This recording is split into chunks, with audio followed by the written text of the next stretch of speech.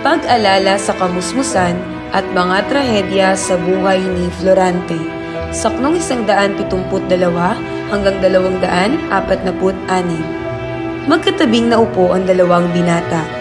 Sa hiling na rin ni Aladdin, isinalaysay ni Florante ang kanyang buhay sa Moro magmula sa kanyang pagkabata. Isang duke ang kanyang ama sa siyudad ng Albania, habang ang ina ay si Prinsesa Floresca ng Crotona. Sa gitna ng pagsasalaysay, muling inalala ni Florante ang kanyang ama at umasam na sanay sa Crotona na lamang siya isinilang at hindi sa Albania. Ang kanyang ama, aniya, ay tagapayo ng hari ng Albania na si Hari Linceo. Mapagmahal at uliran sa kabaitan ang kanyang ama, matapang at walang kasindunong. Noong siya'y musmus pa, bulaklak kong bugtong kung siya'y tawagin ito. Noong siya ay sanggol pa lamang, kamuntik na siyang madagit ng isang buwitre habang siya ay natutulog. Isang malaking ibong kumakain ng bangkay ng hayop. Nagsisigaw ang kanyang ina, kaya't nailigtas siya ng kanyang pinsan na si Menalipo na taga-Epiro.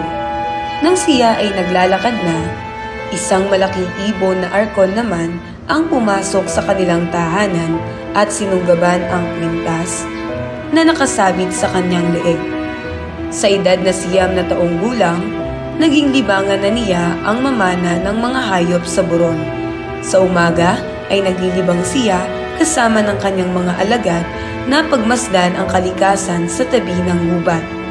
Kung mayroon siyang matanaw na hayop, papanain niya ito at masayang mag-uunahan ang kanyang mga kasama upang damputin ito.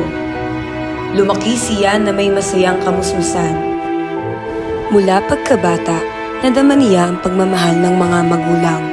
Ngunit hindi kailanman pinalaki sa layaw ng kanyang ama upang matuto siya sa buhay, maging matatag at hindi palaging nakasandig sa magulang. Aniya pa, ang isang batang insanay sa ginhawa, kaunting pagsubok lamang ay hindi nakakayang dalhin. Katulad ng isang halamang lumaki sa tubig na kaunting hindi lamang madilig ay malalanta. Kaunting hirap lamang ay labis ang pag-aalala dahil hindi nasanay na maging matatag. Lahat ng ito'y batid ng kanyang ama. Kaya naman, kahit mahirap na mapalayo sa isa't isa, ipinadala siya sa Atenas upang doon ay mag-aral at mamulat. Dito niya nakilala ang mabait at mahusay na gurong si Antenor. Halos 1 buwan siyang hindi makakain dahil sa lungkot at pangungulila sa magulang. Ngunit tinulungan siya ng gurong si Antenor.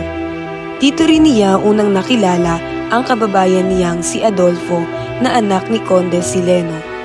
Matanda ito sa kanya ng 2 taon.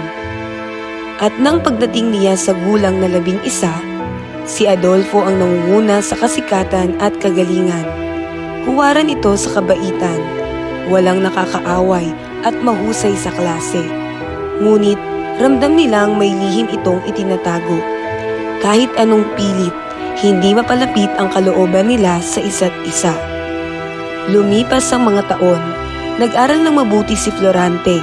Natarok niya ang lalim ng filosofiya, astrolohiya at matematika na talagang kinagiliwan ng kanyang mga guro.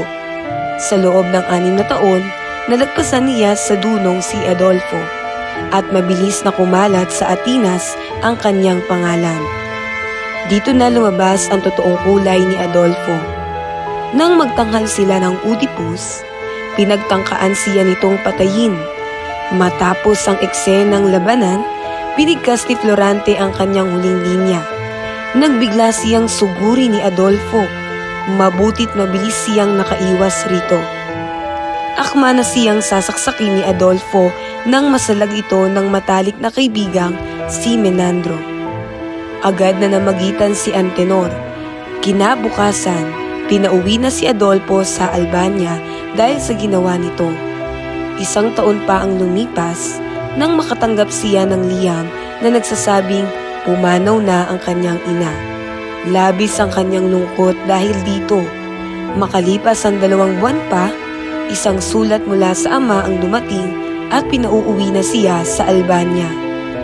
Nang magpaalam siya kay Antenor, mahigpit ang bilin niya na mag-ingat kay Adolfo. Umuwi si Florante kasama ang matalik na kaibigan na si Minandro. Dooy sinalubong siya ng ama na katulad niya ay nagdurugo ang puso sa pagkamatay ng kanyang ina.